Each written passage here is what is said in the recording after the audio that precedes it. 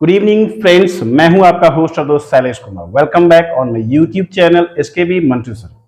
Dear students, आज मैं लेके आया हूं आपके बिहार एग्जामिनेशन बोर्ड के लिए मैथमेटिक्स, और ये जो है पार्ट थर्ड होगा।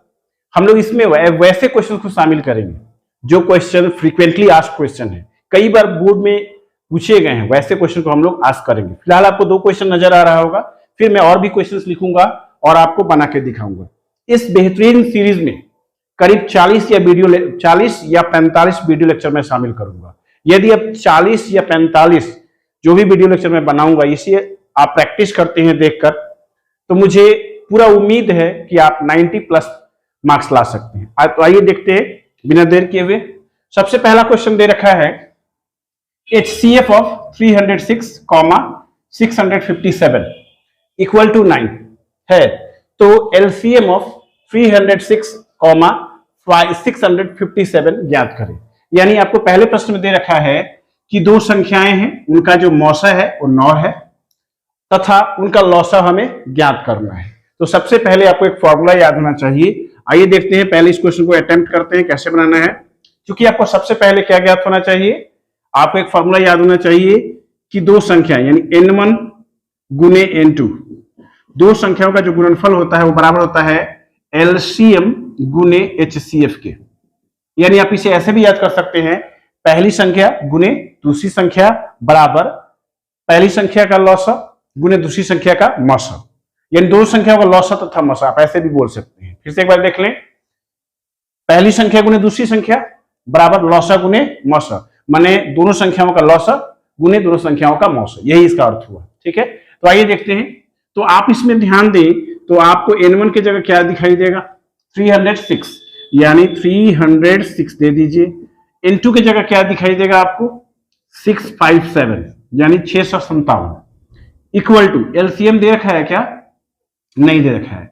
इसका HCF दे रखा है, तो आपको LCM फाइंड करना है तो LCM लिख ले, और गुने HCF दे रखा है, कितना है 9। अब हमें किसका वैल्यू निकालना है, LCM का, उनका लौसा ज्ञात करना है यानी LCM।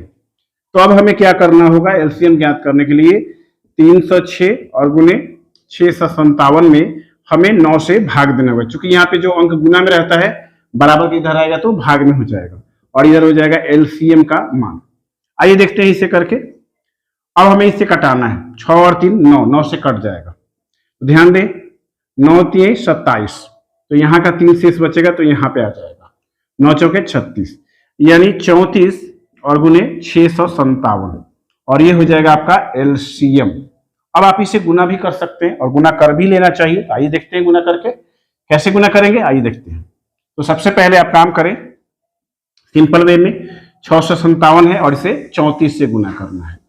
गुना कीजिए, 7 चौके 28, हाथ में 2, 4 5 20 और 2 22 के 2 हाथ में 2, 4 6 24 और 2 26, 7 3 21, 21 के 1 हाथ में 2, 3 5 15 और 2 17 का 7 हाथ में 1, 3 6 18, 1 19, यानी कुल मिलाकर इस प्रकार से आप लिख सकते हैं 2 1 3, 6 7 13 के 3 हाथ में 1, और 9 2 11, 11 और 1 12 के 2 हाथ में 1, 1 1 2, यानी आप आंसर में लिख देंगे देयरफॉर, इसलिए LCM बराबर यहाँ पे लिख दीजिए 2 2 3 और ये 8, और ये हो गया आपका आंसर। और इस प्रकार से आप इन सारे क्वेश्चंस को आसानी से बना सकते हैं।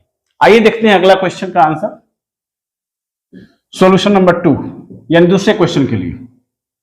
सबसे पहले यहां पर एक बार ध्यान दें, यहां पे जब मल्टीप्लाई करेंगे तो आपको 2 2 3 3 8 आ जाएगा। अच्छा, यहाँ पे 3 छूटा है तो आप इसे 3 1 दे दें, और इस प्रकार से यह आंसर हो गया। आइए देखते हैं अगले क्वेश्चन को। अगला क्वेश्चन है दो संख्याओं का मौसा 18।